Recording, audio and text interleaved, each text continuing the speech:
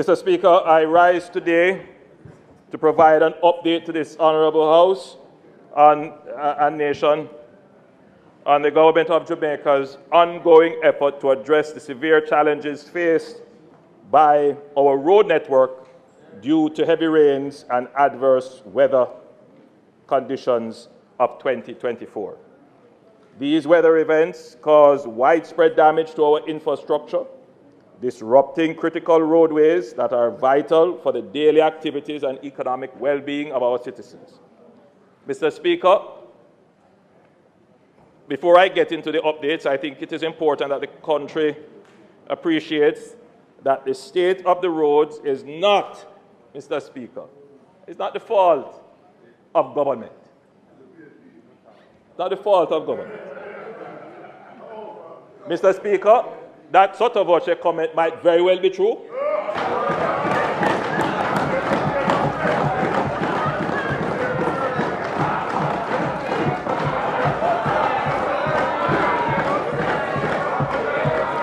Pothole free by 2003.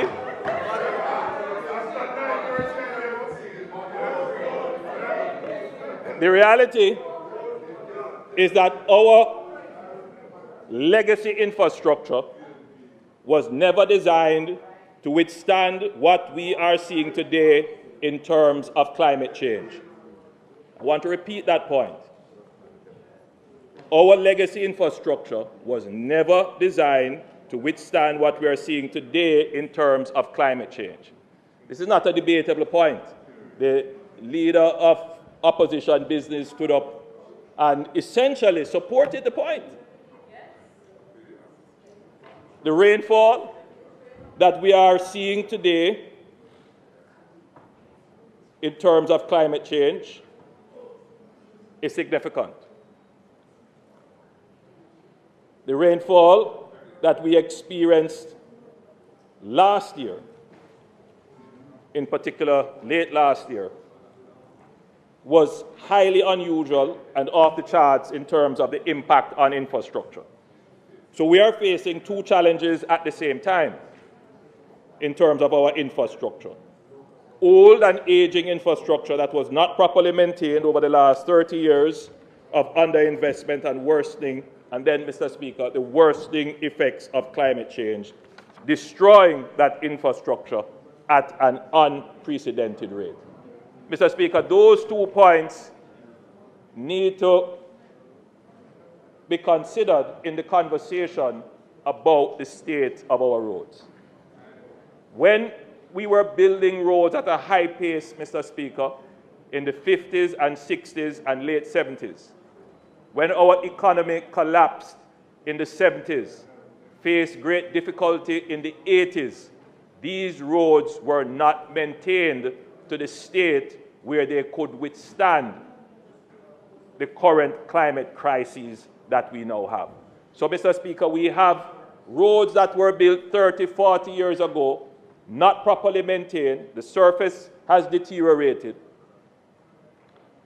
The commuting public, number of persons using our roadways has increased. The number of motor vehicles would have increased. The weight of the vehicles that are on our roads would have increased. And now, Mr. Speaker, we have unusual and intense weather events damaging our aged infrastructure. That is a problem, Mr. Speaker, that is not only facing Jamaica, but almost all countries in the region. And I wanted to just point out, so that the country can see that when we say weather and climate is impacting infrastructure, we get a better understanding of it. The graph being displayed here is what is called a heat map. It shows the intensity, Mr. Speaker. It would be an ominous sign because, Mr. Speaker, what that shows is drought. Drought. Drought. What that shows is drought.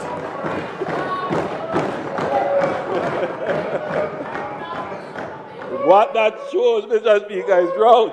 So in 2021, it shows you the intensity of the rainfall in November 2021 rain. If you go to November 2022, slide 2022, it would show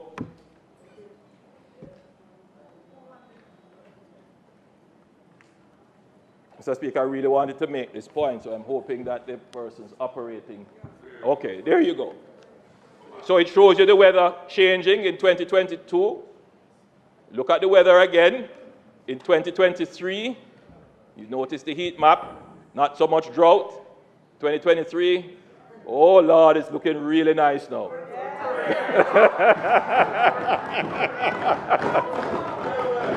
Looking really good now.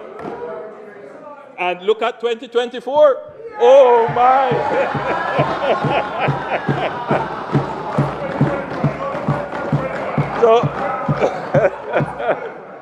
So you can see, Mr. Speaker, the change in the weather. So it's very important that the public appreciates the impact of weather on infrastructure. And this is the average rainfall using November for the last 4 years. And you can see how that average has changed. So November rainfall 2024 was quite unusual right across the island. It gave us a good shower of rain.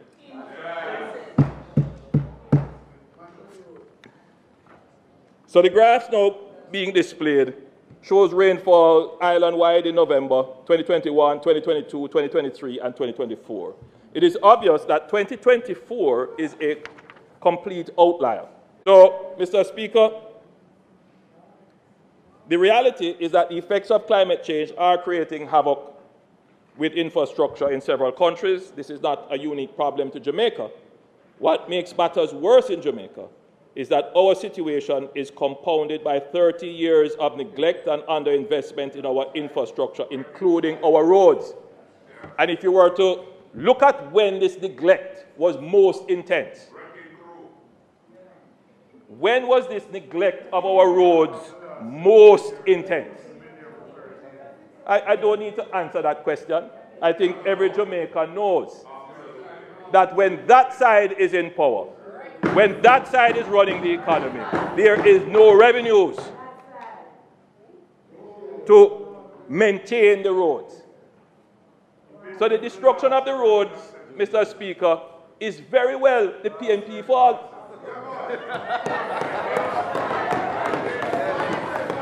If they were maintaining the roads from all of those years coming, we wouldn't be in this position. So, Mr. Speaker, I will now provide an update on various road programs, which shows, Mr. Speaker, that unlike that side,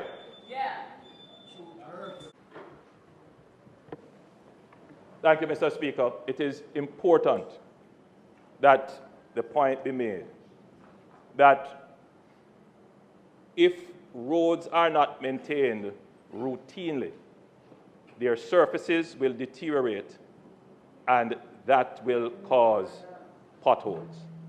So there is a nexus between the ability of a government to generate the revenues to fix the roads. So the state of the roads, Mr. Speaker, is inextricably linked to the state of the economy. There is somehow a thinking that we can fix roads without fixing the economy, without the revenues from the economy. The history has shown, and anyone who wants to go and study it, it will show that the only government that has been able to raise the revenues to fix the roads without borrowing is this government. I throw the challenge. Rebut it. Rebut it. So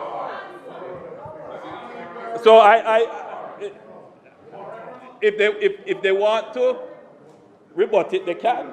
but come with the facts. So, Mr. Speaker, the government acted decisively in December 2024 to mitigate the damage and begin the restoration of our road network. It is important to note that the heavy rainfall only subsided in early December, which delayed any repairs until after that time. Despite this, the government launched a comprehensive restoration strategy that balances both immediate relief and long-term solutions to enhance the resilience of our infrastructure. To address the urgent needs, the government allocated $6.5 billion, which includes $5 billion for road surface repairs and $1.5 billion for a constituency-based mitigation program launched in late 2024. The first phase of the mitigation program, which coincided with the Christmas season, focused on essential tasks such as cleaning drains, removing debris, and maintaining road verges. As we moved into 2025, the second phase began focusing on patching work across all 63 constituencies. And I'm certain, Mr. Speaker, that in all constituencies there is a flurry of work being done to patch damaged roads, both local roads, community roads, and main roads. And we are going to continue this program right throughout the budget season and after, so that we restore all our roads to a reasonable driving surface. Now, this phase is expected to continue until the end of March 2025. Currently, the mitigation program is 55% complete, and I am confident that we will meet our targets within the planned time frame, providing much-needed relief to our citizens. The $5 billion road surface repair program aims to address surface damage on the most severely affected roads and involves two components under the broader REACH program, as we have described it, and these components are as follows.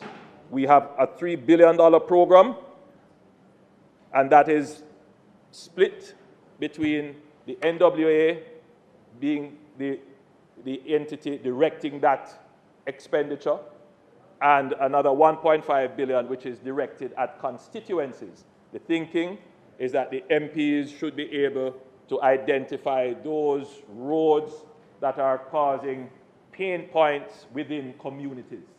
And the NWA will focus on the roads that are causing pain points, particularly on major roads, roads connecting towns and communities.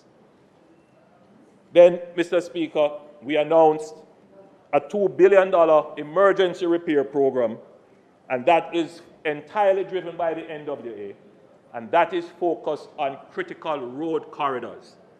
And that program has just started. So, Mr. Speaker, there are essentially 3 programs operating to patch and repair roads, and even though we describe it as pothole repairs, oftentimes, Mr. Speaker, what happens is significant resheeting of road surfaces. So it's not fair to describe it only as pothole patching. They have been doing significant resheeting. So let's be clear. The government is responsible for our roads. This government is not shirking responsibility. But it is one thing to talk about responsibility. It's another thing to be able to act on that responsibility. And that is what this government has over any other government. Now, I do take the criticism about the speed of the response. And I must tell you, Mr. Speaker, I am not satisfied that we are moving as fast as we could. The public bureaucracy is hard to maneuver. But I assure you, Mr. Speaker, that we have put in place the necessary measures, and the programs are now picking up pace and they are accelerating. And we will continue to manage them. Mr. Speaker, I can tell you that the first thing I do when I wake up in the morning is that I call the head of the NWA. And I ask him, give me a report. And then I call my minister, Minister Morgan, and I say, Minister Morgan, go out on the road and see what is happening. So that the reports that I get, I match them against actual observations, because we take it very seriously. There are many issues with the patching of the roads, Mr. Speaker, which we are not satisfied with, but we are going to correct them, and I'm certain that persons would be seeing improvements. We started patching at night. There is always a concern about patching and leaving the debris on the roadside. If that comes up, any citizens see that, please get in touch with us. That must not happen. Mr. Speaker, there are concerns that have been raised regarding the patching, that the contractors patch a piece, and then there's a little pothole beside it. They leave that little pothole and they've gone to another piece. We have interrogated that.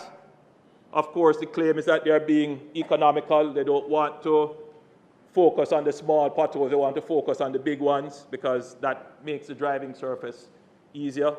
But we have said to them, look, patch the road properly.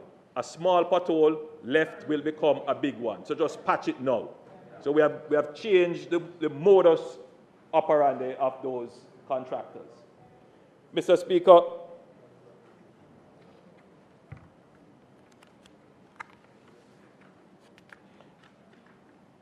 recognizing the additional strain on our roads, as I said, the emergency $2 billion was allocated to deal with road corridors. 14 Grade 1 contractors have been mobilized for this effort under the emergency procurement rules, and progress has been made in such areas as Kingston and St. Andrew, St. Anne, St. Thomas, St. Anne, and Mr. Speaker, the work continues apace. Mr. Speaker, with these immediate measures, we are focused on addressing the most pressing needs. The government remains committed to a long-term vision for sustainable infrastructure development.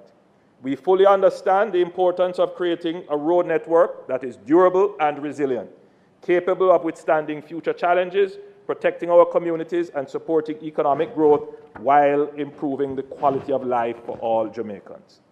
To achieve this vision, we commenced construction under the Spark project in December 2024 as promised.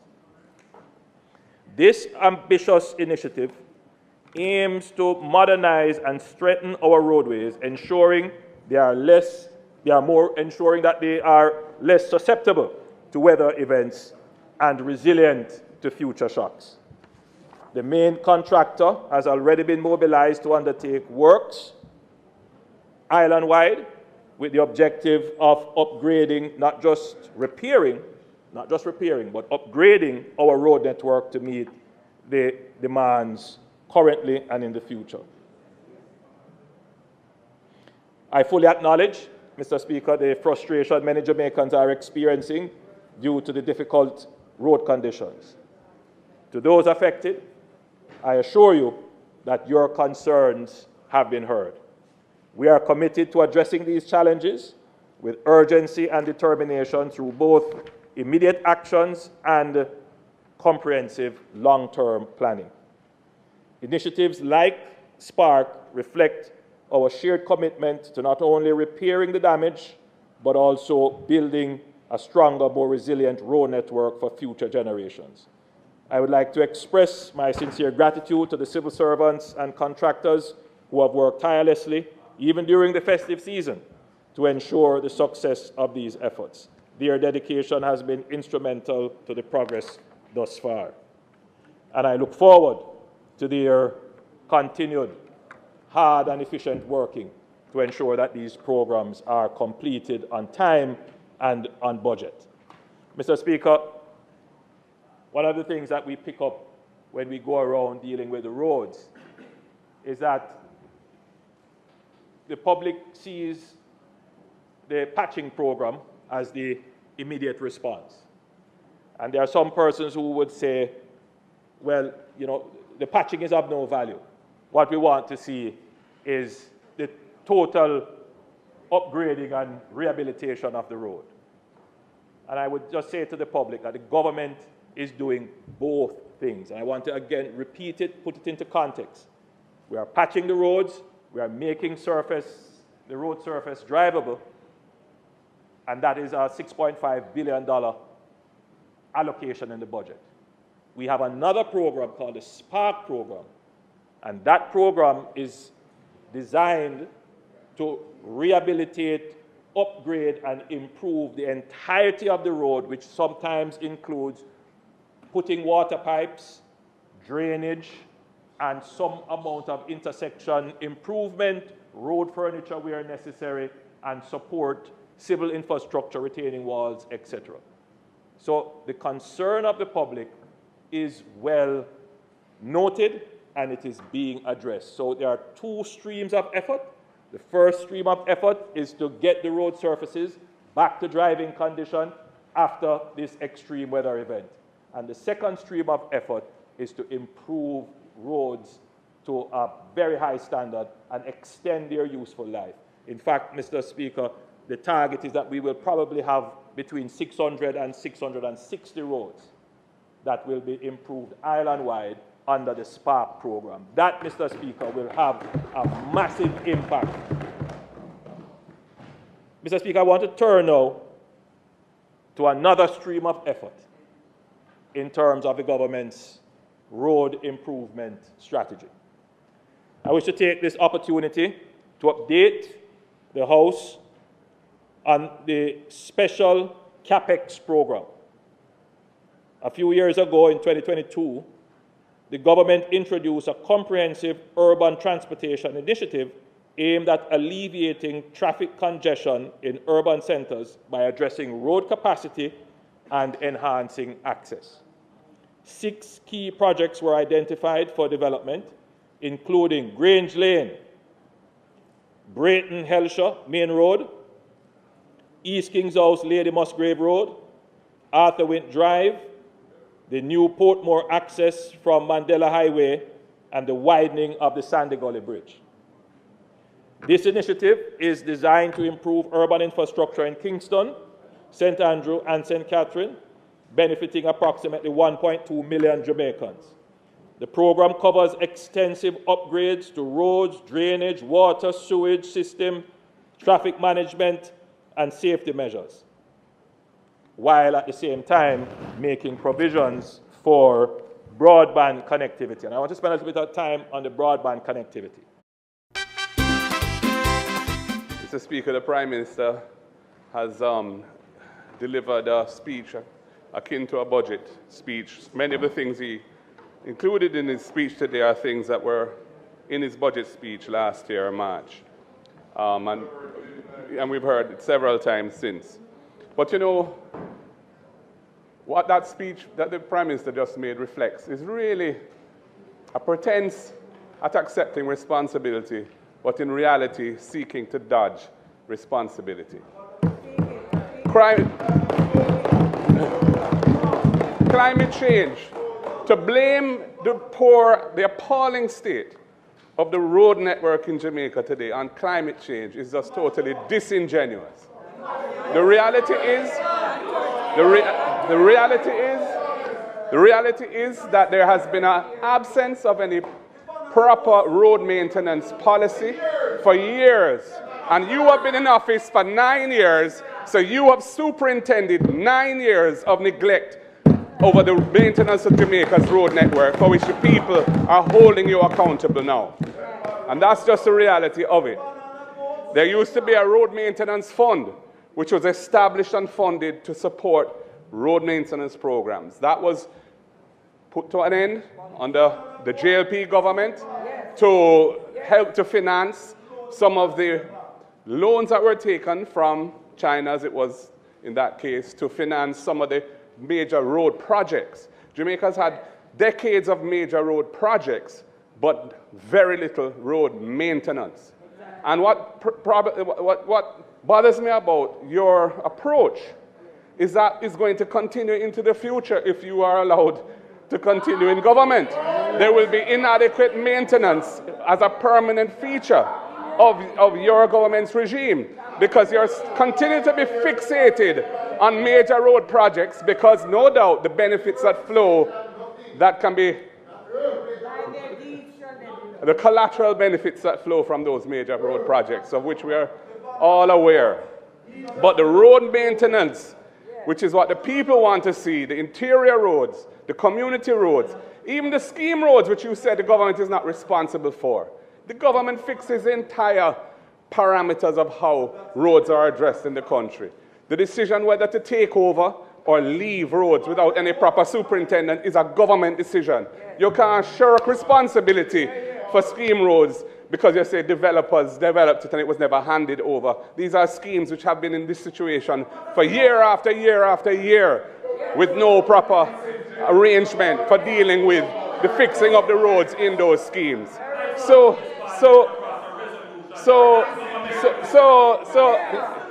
you said something about when you start to shout, the stone lick. Well, apparently it doesn't lick. That's why you're shouting at me now. Yeah. So Mr. Speaker. Hold for me, please. Let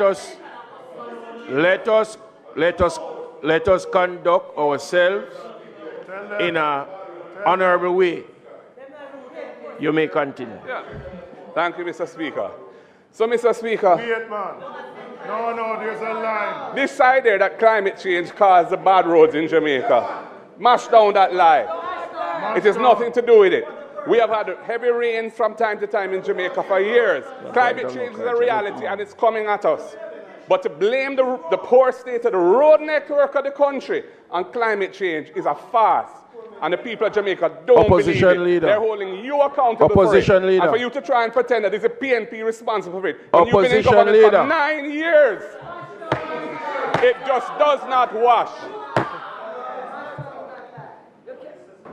Member, you rise on a point of order or? What's the point? What's the point? What are you rising on? What's the point of order? What is the point of There's no order? such thing as a point of clarification. Mr. Speaker, The point of What order. is the point of the order? member is the point of misleading the order? House as it relates to housing scheme. And he knows that. What's the I point brought of a order? resolution here. What's the point No, of order? is that are you rising a point of order? Clarification, you can No, clarification. no member. That you brought a resolution here. Member. So what? Point of order. So what? Point of order. So what? Point of order. Point of order. Members, Many people bring He resolutions. mentioned Let the us- issue. So what? stop. I'm going to turn the mics. All right? I'm asking a question. If you allow me, you will hear. I am asking a question. Remember, you know. All right, I will overrule because he's having a side chat. You may continue.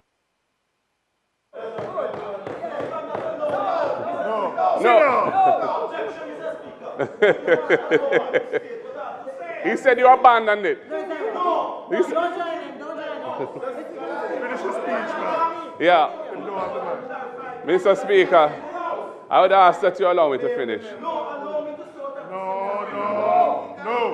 Are you now ready to take the point of order? All right. You may. Mr. Speaker, because you're speaking, not abandon this issue. He mentioned housing scheme that this government abandoned those housing schemes, not fixing them. Under the last government, I brought a private member's motion to state that the moment the first title is issued, they did not. Mr. Speaker, it's on the other paper now. That once it's on the other paper now, that government takes over housing scheme that they abandoned when I brought it here, and it's back on the other paper. Look here, I sent back on the banner about to England.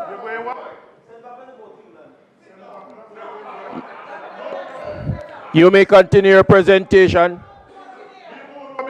Talk about the people them over there. If you want to start the argument. Talk about the people them over there. Who have to ask citizenship. Mr. Speaker, You want to talk I about don't. that, including you. Discussions about resolutions brought here are neither here nor there. The reality is that Jamaica has a proliferation of schemes that were developed by private developers where the roads are in limbo. And you can't shirk responsibilities as a government by saying, oh, that's the way it is. It's the duty of the government to fix the system if the system is flawed. The fact that you're very bad at fixing systems is no excuse. And it's that failure is replicated in many different areas in terms of how the state interfaces with the population, where there are all sorts of inefficiencies which people suffer from daily and need to be corrected, and you're very poor at correcting it. But the point about this is climate change is not the excuse. It's not an excuse that can absolve you from responsibility for your stewardship of the road network over the last 9 years. Highways have been built. Highways were built by many governments. The North Coast Highway was built by the PNP. The East-West Highway was built by the PNP. The North-South Highway was built by the PNP. So we're not, and you've built some roads too. But the road network, despite the increase in fiscal space, which has been the legacy of the successful execution of the IMF program under the PNP administration of Portia Simpson Miller, after the Bruce Golding administration collapsed the program and couldn't cross it and had to give up on it, couldn't pass any tests. We took it over and we set the groundwork. We did the heavy lifting. That is why the tax system was fixed by a proliferation of tax legislation and administrative changes which have borne great fruit, where the revenue has increased year after year. Member, if you notice your mic is off. I am saying to you, you were given 5 minutes to respond. You have used your 5 minutes. I am going.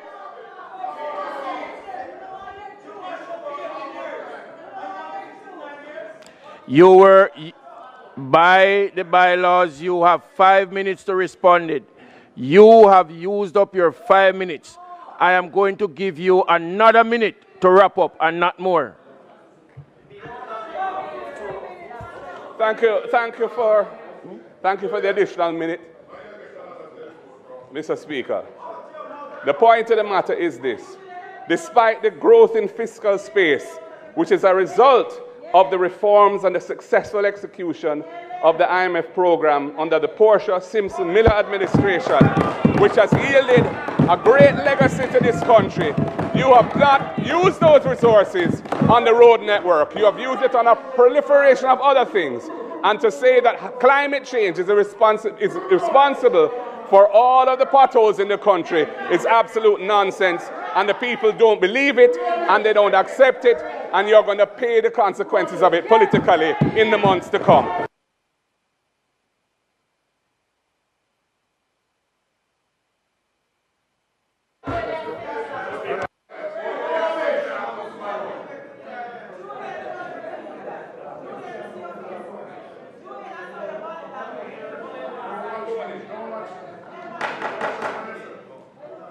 Mr. Speaker,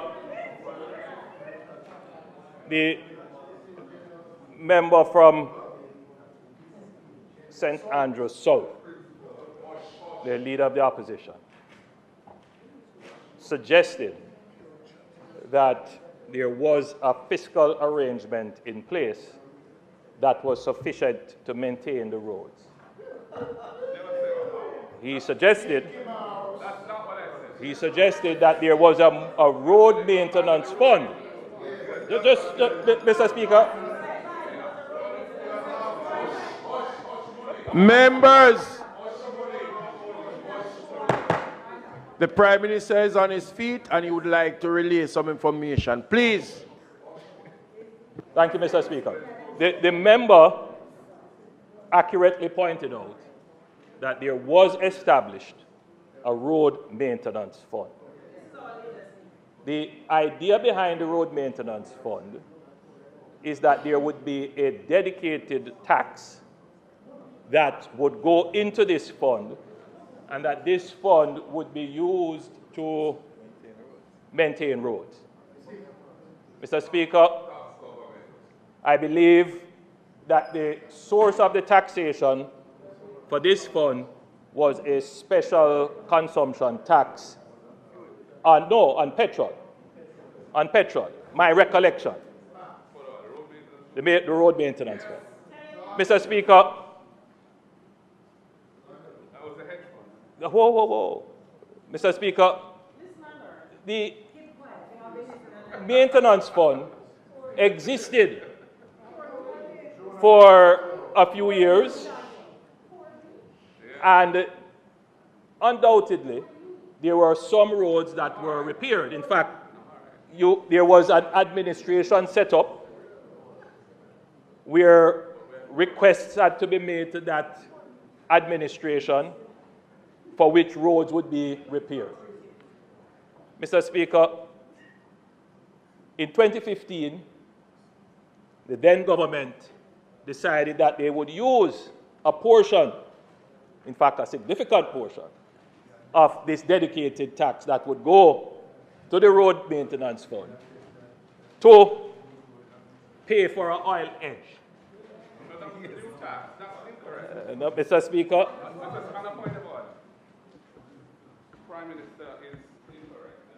In the House, a specific tax was imposed for the oil hedge arrangement. A specific special consumption tax was imposed to finance the purchase of the oil hedge. That program was embarked on, and then when the government changed shortly afterwards, this new government kept the tax but didn't keep the hedge in place. So there's been no protection of the public from the increase in oil prices, which was the purpose of the hedge. That is the reality. In his own conscience, accept if he is incorrect or not. Now, Mr. Speaker, it is always from a good fiscal management point of view, and I keep using this word fiscal, from the proper management of tax revenues, that you do not earmark revenues. Mr. Speaker, earmarking of revenues don't lead to a good outcome.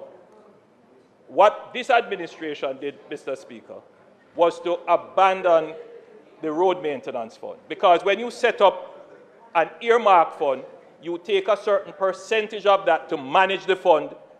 You have to pay staff, you have to pay administration. A large part of that fund gets eaten out in terms of just management and administration.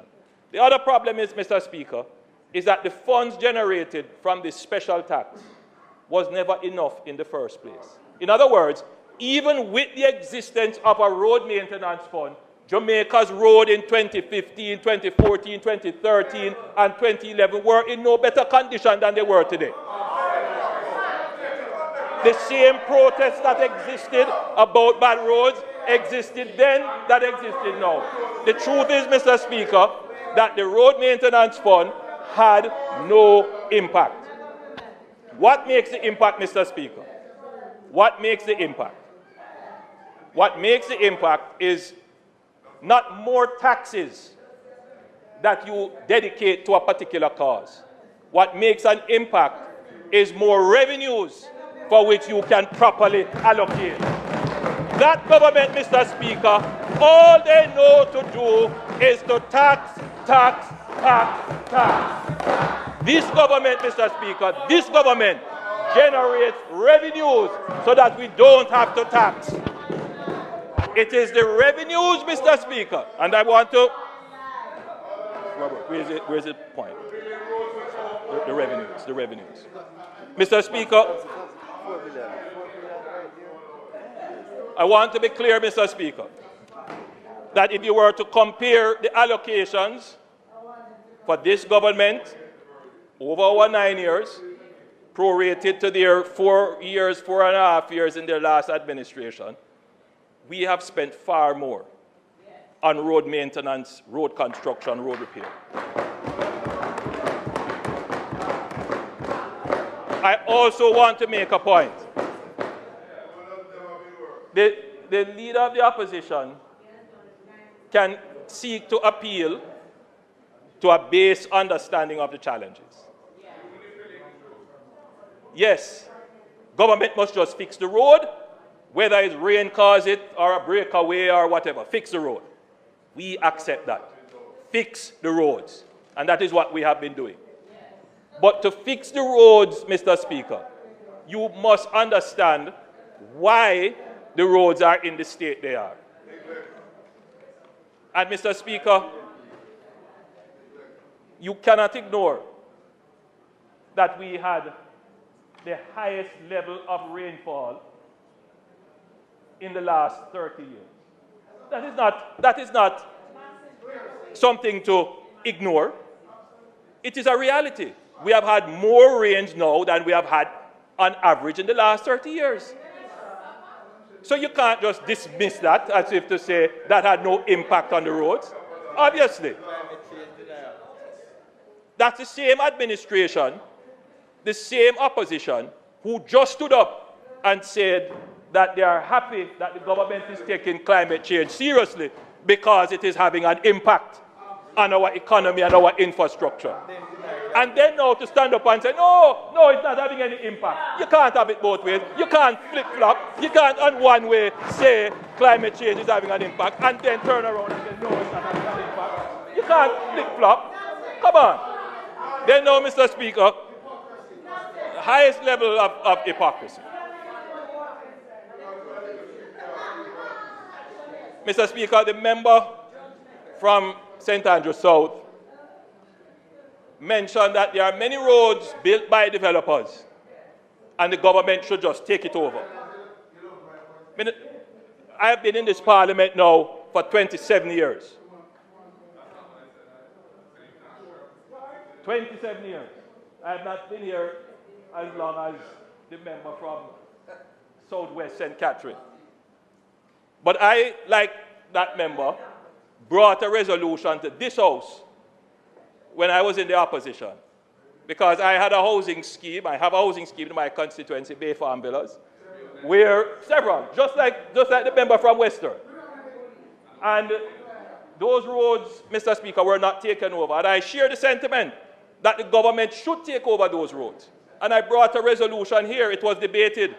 And the response from the debate, I'm sure you could search answered, and there was a thorough explanation. It is not that the government doesn't want to take over these roads, but there is a process.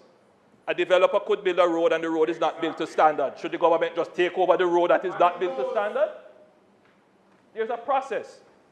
The truth is, member, that the process agreed that that process should have been enforced both by the local government and by the NWA. How do we start to take over that process? How do we actually start to take over these orphan roads, as I have debated here? First of all, you have to go and properly document these roads. You have to properly measure them, work out the state that they are in, whether or not they were built to standard, what would be required to bring them up to standard. And Mr. Speaker, that is what this administration has done. No other administration has gone to do that thorough accounting of all roads that we have. This administration has started that process. So from 27 years ago, we've been talking about it since I've been in the parliament, and certainly from before. No other administration has started a process to do it. This administration has started the process to do it. And, Mr. Speaker, under the Spark program, there will be some roads, orphan roads, particularly those that now form critical infrastructure, critical connecting corridors, that will be addressed. Mr. Speaker, I take the opportunity because the leader of the opposition, I'm sure other members here in Kingston and St. Andrew will appreciate that there are some roads, for example, in Newport West. Mr. Prime Minister, you have to speak in the mic for Hansard, so use yes, it more. Thank you, Mr. Well, one of them isn't. Yes, okay. Thank you, Mr. Speaker. So there are orphan roads in industrial estates, like Newport West, where those roads are neither owned by the parish council or the NWA, but they are critical infrastructure. That's where quite a bit of our containers and port operations take place. So the government is now obviously in negotiations with the owners of that space to have a kind of joint funding as to how we fix those roads.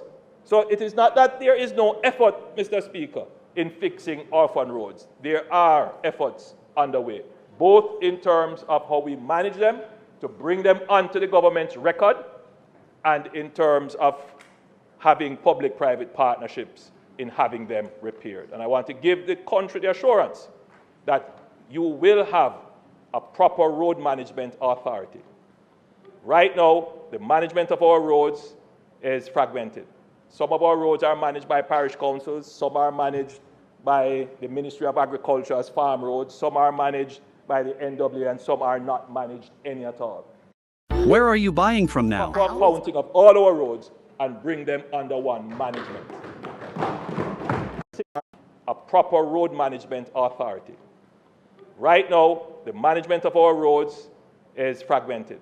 Some of our roads are managed by parish councils, some are managed by the Ministry of Agriculture as farm roads, some are managed by the NWA, and some are not managed any at all. The intention of the government, as we have signaled with the One Road Authority, is to do a proper accounting of all our roads and bring them under one management. So all of that is being worked on, Mr. Speaker. This administration has done the most for the development and repair of our roads, bar none. And we are very proud of our work. Still a lot more work to be done, but this is the administration to get it done. Thank you, Mr. Speaker.